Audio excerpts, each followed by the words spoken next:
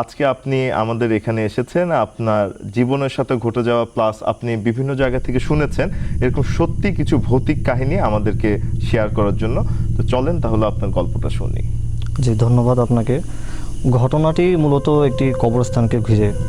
এটা হচ্ছে আমার গ্রামের বাড়িতে। আমার বাড়ি থেকে হচ্ছে আপনার 1 কিলোমিটার দূরে একটা কবরস্থান।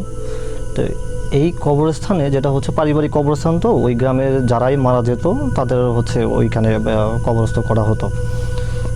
তো ঘটনা যেটা হয় সেটা হচ্ছে আমাদের ওইখানে আপনার নামটা আমি উল্লেখই করি, না হলে লিসেনাররা বুঝবে না। সেটা হচ্ছে যে আমার গ্রামটা হচ্ছে মুন্সিগঞ্জে। তো আপনারা জানেন যে মুন্সিগঞ্জ আলুর জন্য বিখ্যাত। হ্যাঁ হ্যাঁ হ্যাঁ। তো এর জন্য মেনশন করা আর কি। তো ঘটনাটা ঘটে হচ্ছে তখন আলুর সিজন ছিল, আলুর সময় ছিল। তো আলু যেটা করা হয়, আলু যখন ক্ষেত থেকে উঠানো হয় তো ইনস্ট্যান্ট সেটা কি করে আপনার আলুর একটা স্তূপ বানানো হয়, পাহাড়ের মতো অনেক বড় বড় স্তূপ হয়, যার যত বেশি আলু তার। তো সেটা কি করতো আপনার পাহারা দেওয়ার জন্য রাতের বেলা একজন লোক নিয়োগ হইতো, মানে নিজেরাই আর কি পাহারা দিতেন। একটা ছাউনি টাইপের ডেরা, যেটাকে বলে আমাদের স্থানীয় ভাষায় ডেরা বলে এটাকে, মূলত আমরা এখানে ছাউনি হিসাবে চিনি। তো সেটা বানানো হতো, সেখানে রাতে মানুষ পাহারা দেওয়ার জন্য থাকতো। তো ঘটনাটা হয় হচ্ছে আমার 3 জন কাজিনকে নিয়ে, তারা রাতের বেলা পাহারা দেওয়ার জন্য স্বাভাবিক অবস্থায় সেখানে থাকে। তো সেখানে হচ্ছে আপনার রাতের বেলা রান্নাবান্নাও করে তারা খাবার দাবার খাওয়ার জন্য।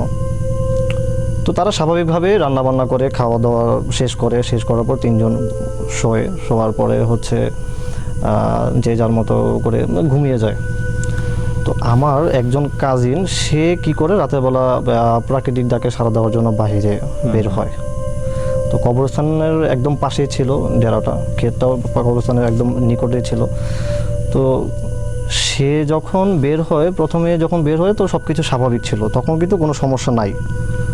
তো সে প্রাকৃতিক জাগে সাড়া দেওয়ার জন্য দাঁড়ায় একটা কর্নারে যেয়ে।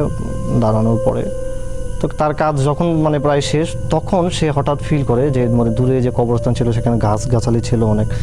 তো সেইখানে সে যেটা খেয়াল করে সর্বপ্রথম, যে একটা মানে হুট করে জোরে বাতাস বইছে, গাছগুলো অনেক দুলদুল করতেছে। তো এটা দেখার পরে তার সে একটু ভয় পায় যে এরকম তো হওয়ার কথা না, এবং লোকমুখে শুনেছে যে এইখানে হওয়ার হামেশাই বিভিন্ন ধরনের ভৌতিক ঘটনা ঘটে। এই জিনিসটা তখন তার মাথায় ঢুকে পড়ে, সে তখন একটু ভয় পেয়ে যায়। তো যেটা হয়, সে তখন হুট করে যখন এই জিনিসগুলো দেখে, তো তার মাথায় সে চিন্তা করে যে এই কবরস্থানকে ঘিরে নানা সময় মানুষ ভয় পেয়েছে, বিভিন্ন রকমের ঘটনা ঘটেছে মানুষের সাথে। তো তখন সে চিন্তা করে যে কোনো একটা সমস্যা তো অবশ্যই আছে। তো সে কি করে, সে ডেরার ভিতরে চলে যায়।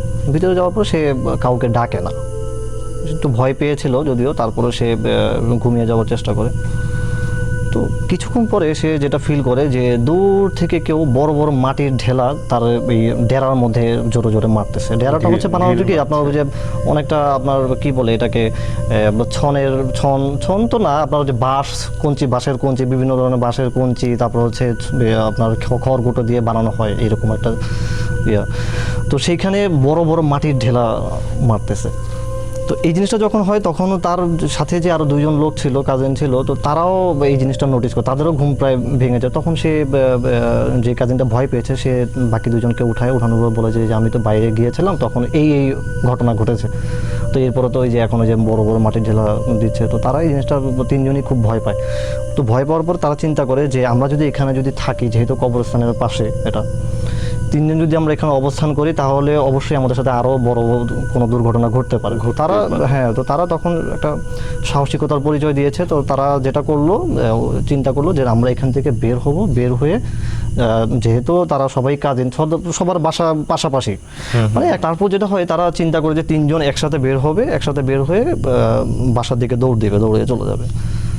তো তারা বের হওয়ার পরে বাসার দিকে যেই তারা মুখ করে দৌড় দিবে, এরকম একটা বিষয়। তো তখন যেটা ঘটে, প্রায় 50 থেকে 60 গজ দূরে তারা একটা অবয়ব দেখতে পায়। অবয়বটা ছিল প্রায় আপনার হচ্ছে 20 থেকে 25 ফিট লম্বা হবে, এইরকম একটা গাছের সমান হবে প্রায়। তো এই জিনিসটা যখন তারা দেখে, তারা হচ্ছে নিজেরা আর ঠিক রাখতে পারে, তারা দৌড়ায়। তো দৌড়ানোর পরে তারা যেটা ফিল করে যে এই জিনিসটা তাদের পেছনে আসতেছে দৌড়ে। এবং ওটার সাথে তারা দৌড়িয়ে পারতেছে না এমন একটা অবস্থা। এর ভিতরে মানে তার কাজিনরা যে যার মতো করে হোঁচট খেয়ে পড়েছে, আবার উঠেছে, হ্যাঁ এমন একটা বিষয়। তো যাই হোক, তারা মানে রাস্তায় কোনো সমস্যা হয় নাই, বাসা যেহেতু মানে খুব বেশি দূরে ছিল না, তারা বাসায় পৌঁছে যায়। পৌঁছে যাওয়ার পরে যেটা হয়, গ্রাম দেশে তো আপনারা শুনেন যে গ্রামের মানুষ যেটা করে যে ভয় পেলে হচ্ছে লবণ পানি খাওয়ায়, বা অনেকে আবার আমি শুনেছি যে দায়ের আগায় একটু লবণ দিয়ে সেটা চেটে খায়, এরকম একটা ব্যাপার থাকে। তো তাদেরও সেটা করা হয়। তো এই ঘটনাটা মূলত এখানেই শেষ হয়। তো এই কবরস্থানকে ঘিরে অনেক মানুষ ভয় পেয়েছে। বিভিন্ন সময়ে আমরা বিভিন্ন ঘটনা এরকম আমরা লোকমুখে শুনতাম, দাদাদের কাছ থেকে শুনতাম, কাকাদের কাছ থেকে শুনতাম এইরকম ঘটনাগুলো। আরেকবার একটা ঘটনা করে সেটা আমি আপনাকে সংক্ষেপে বলি, ছোট্ট একটা ঘটনা। সেটা হচ্ছে আমার এক কাকা, দূর সম্পর্কের কাকা, তো গরিব মানুষ ছিলেন। তো তিনি যেটা করতেন, ওনার নিজের যে কি বলে গরু ছিল, গরু পালতো, মুরগি পালতো, তো এইগুলো দুধ ডিম এগুলো সে বাজারে বিক্রি করতে যেতেন। তো একদিন সে এই কাজ করার জন্য বাজারে গিয়েছিলেন, তার অন্যান্য কাজ ছিল, সেই যেগুলোর কারণে তার বাসায় আসতে অনেক দেরি হয়ে যায়। তো সেই রাস্তাটা দিয়ে, মানে ওই কবরস্থানের পাশ দিয়ে যে রাস্তা, কাঁচা রাস্তা আর কি, কাঁচা রাস্তা দিয়ে সে বাড়ি ফিরছিলেন কবরস্থানের দিকে। তো সেদিন এই একই জিনিসটা সেও দেখতে পায়, যে এই কবরস্থানের ওইখানে আপনার প্রায় 25 থেকে 30 ফিট লম্বা সে দেখতে পায় দুইটা অবয়ব ও দাঁড়িয়ে আছে তার দিকে। তাদের ওই অবয়ব দুটার কিন্তু কোনো মুভমেন্ট নাই, তারা হচ্ছে জাস্ট লিটারালি দাঁড়িয়ে আছে, আর কোনো কিছুই না, তারা দাঁড়িয়ে আছে। এবং এই লোকটা যখন হেঁটে যাচ্ছিল তার সাথে একটা আই কন্ট্যাক্ট হয়, মুখোমুখি একটা আই কন্ট্যাক্ট হয়। আই কন্ট্যাক্ট হওয়ার পরে এই যে অবয়ব দুইটা ছিল তারা কি করে একটা ভেঙচি কাটে, মানে ভেঙচি কাটে বলতে গেলে মুচকি হাসার যে বিষয়টা, এরকম একটা মুচকি হাসে। এত বড় একটা জিনিস আপনি চিন্তা করতে পারতেছেন যে এত লম্বা একটা জিনিস, ঠিক আছে, এবং জিনিসটা যে আসলে কি সেটাও কিন্তু তাই সে মানে ক্লিয়ারলি বোঝা যাচ্ছে না, কিন্তু একটা অবয়ব সে লক্ষ্য করছে। তো এই জিনিসটা যখন সে দেখে, সে আর নিজেকে ধরে রাখতে পারে না, সে সেখান থেকে দৌড় মারে। তো ওই দৌড় মারতে যে তখন আবার বৃষ্টির দিন ছিল, তো যার কারণে কাদায় সে মানে বেশ কয়েকবার হুমড়ি খেয়ে পড়ে যাওয়ার পর সে পায়ে ব্যথাও পায়, তার পায়ে ছিলে যায় হয়। তো গ্রামের মানুষ তো এমনি তো অনেক সাহসী হয়, তো তার কোনো সমস্যা হয় নাই। তো তারপর সে সহি সালামত আল্লাহর রহমতে সে বাসায় ফিরতে পেরেছে। তো এরপর থেকে সে ওই রাস্তা দিয়ে যখনই যায়, রাতের বেলা সে খুব বেশি রাত হলে সে ওইখান দিয়ে যাওয়া আসা করে না। তো এইখানে আমাদের এই কবরস্থানটা ঘিরে কি আসলে মানুষের খুব বড় যে ক্ষতি হয়েছে এরকম ঘটনা আসলে আমরা শুনি নাই, মানে খুব বড় ধরনের ঘটনা হয় না। কিন্তু এই দিক দিয়ে রাতে বেলা, মাঝরাতে বা একটু দেরিতে যারা ফিরে তাদের সাথে মানে কোনো না কোনো একটা ঘটনা, ছোটোখাটো একটা ঘটনা ঘটেই মানুষকে ভয় দেখানোর জন্য। তো এই ছিল এই কবরস্থানকে ঘিরে আমার এই দুটো ঘটনা। আরও বেশ কিছু ঘটনা আছে, আমি ইনশাল্লাহ আপনাকে অবশ্যই শোনাবো, যাতে লিসেনাররা যারা আছেন তারা অবশ্যই এই ধরনের ঘটনাগুলো পছন্দ করবে। তো আমি ভবিষ্যতে অবশ্যই এই ঘটনাগুলো আপনাদের কাছে আবার নিয়ে আসবো। আপনাকে অসংখ্য ধন্যবাদ। তো আজকে ভাইয়ের গল্প আমরা শুনলাম। তো আপনার গল্পগুলো আসলে যাদের সাথে ঘটনাগুলো ঘটে তারাই আসলে ফেস করতে পারে। এর আগের এপিসোডগুলোতে আমি একই কথা বলেছি, ভৌতিক গল্পগুলো আসলে নিজের সাথে না ঘটা পর্যন্ত কেউ আসলে সেরকম ভাবে ফিল করতে পারে এই না। ঘটনা, হ্যাঁ, এই যে যারা ভিকটিম, ভিকটিম যারা তারাই আসলে মানে ওই জায়গাটা দিয়ে তারা ওই ঘটনার সাক্ষী, তারাই বলতে পারবে যে আসলে কি ঘটনাটা কিভাবে ঘটেছে, বা একটা মানুষের উপর দিয়ে আসলে কি রকম একটা মানে একটা কি বলে এটাকে, মানে ভয়ের ঘটনা আসলে কিভাবে এটাকে আমরা করব। তো যাদের সাথে ঘটে তারাই বলতে পারে, আমরা তো জাস্ট শুনে আমরা ভয় পাই। হ্যাঁ, এই পর্যন্তই। যাদের সাথে হয় আমরা আশা করব যে কারোর সাথে এরকম ঘটনা না ঘটুক।